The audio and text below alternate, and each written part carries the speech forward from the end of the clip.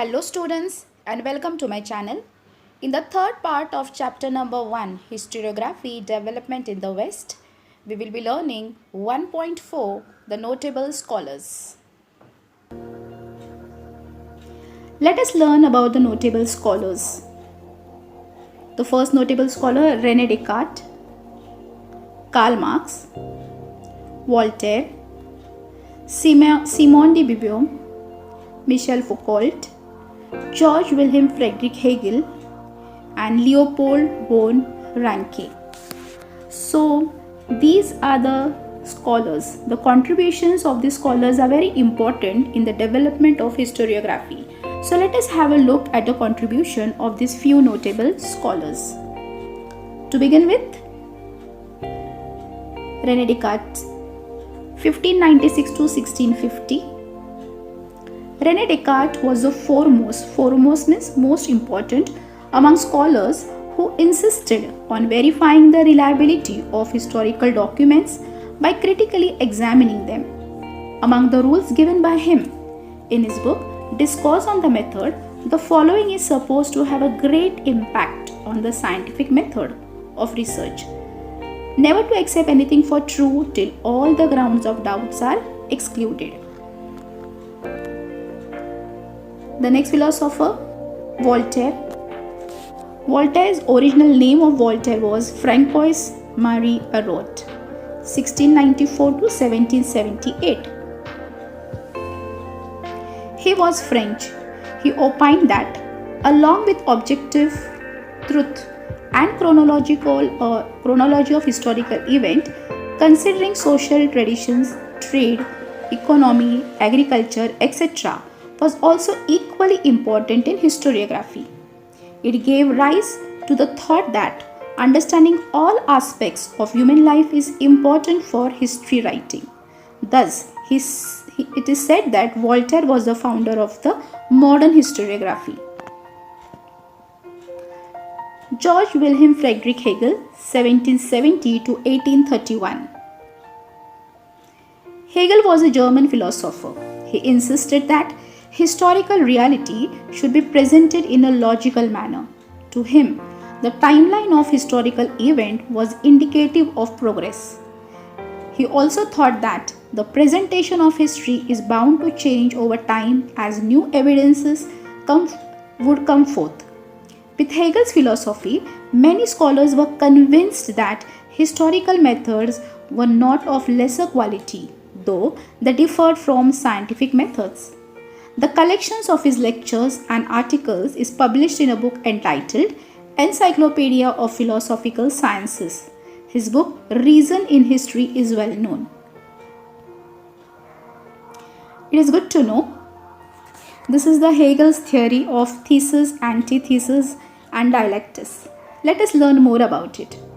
According to Hegel, grasping the meaning of any event happens in terms of two.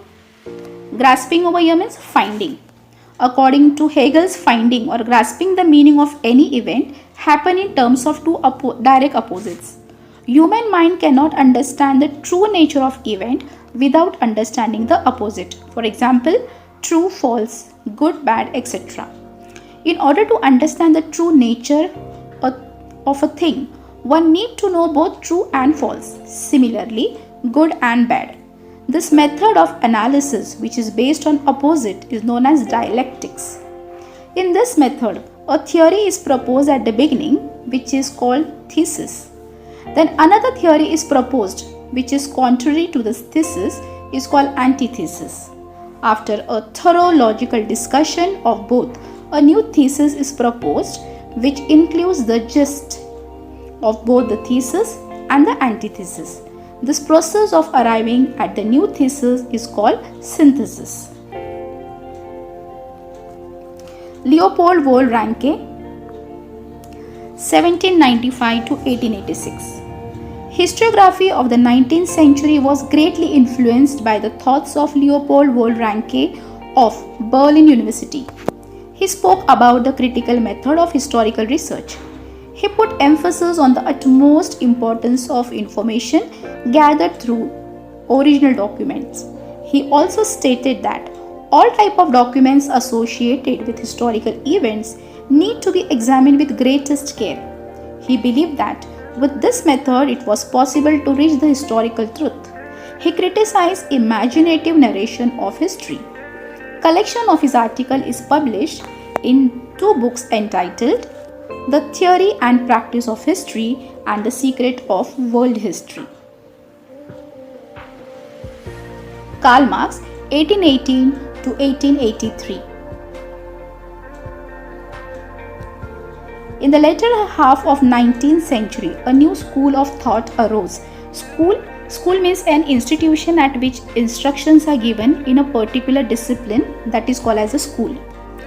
Arose means begin. Keeping in view the new thesis formulated by Karl Marx. According to Karl Marx, history was not about abstract ideas. It was about living people. Human relations are shaped by the fundamental needs. Fundamental need means basic needs, that is food, clothing or shelter of people, and the ownership as well as nature of prevalent means of production to meet those needs. The accessibility of these means to different strata of society may not be equal. This inequality causes a division of the society into classes, leading to class struggle. According to Marx, human history is the history of class struggle, as the class that owns the means of production economically exploits the rest of the classes. Das Kapital, a treatise written by him, is the most referred book all over the world. So according to him, the society has been divided into two groups, that is the haves and the have not. Many people in the society, they have all the things which is required for the life, and many of the people who are the have not, they do not have even the basic necessity of the life. So he has written a book about the name Das Kapital. So according to him, human history is about the class struggle.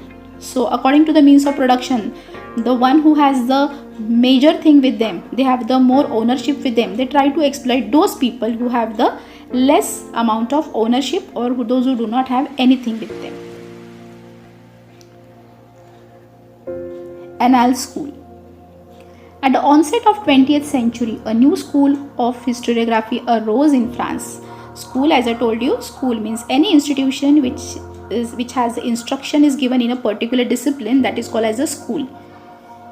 Annales School gave a new direction to history writing. It was recognized now that history is not only about the political events, kings, great leaders, and accordingly politics, diplomacy and wars, but also about the climate, local people, agriculture, trade, technology, means of communication, social divisions, and the collective psychology, etc. in the historical time.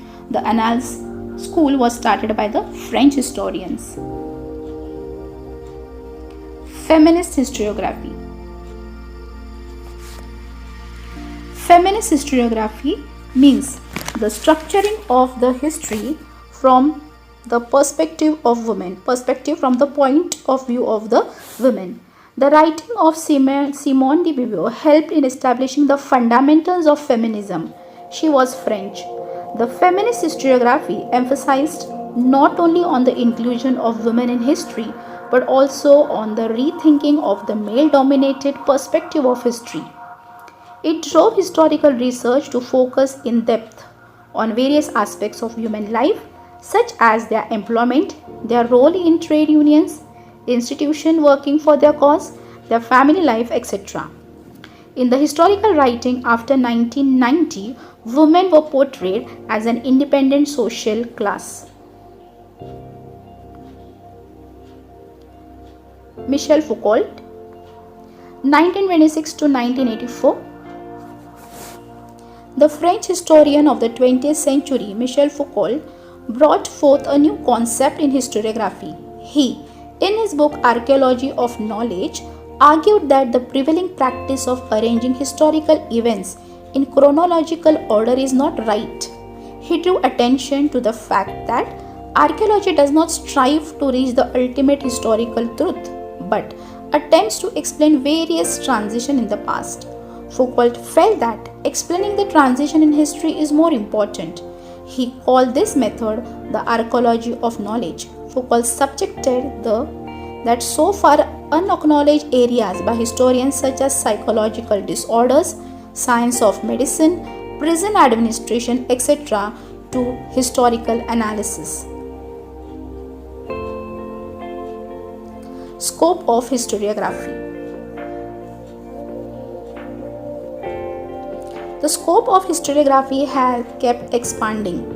Writing of histories of various subjects like literature, architecture, sculpture, drawing and painting, music, dance, drama, films and television came into practice. So this is the places like historiography has scope in all these areas in today's life. Like it has a scope in literature, architecture, sculpture, drawing, painting, music, dance, drama, film, television, etc. So now in today's life, historiography has a scope in all these areas. So the student, this is the end of first chapter, historiography development in the West. Thank you.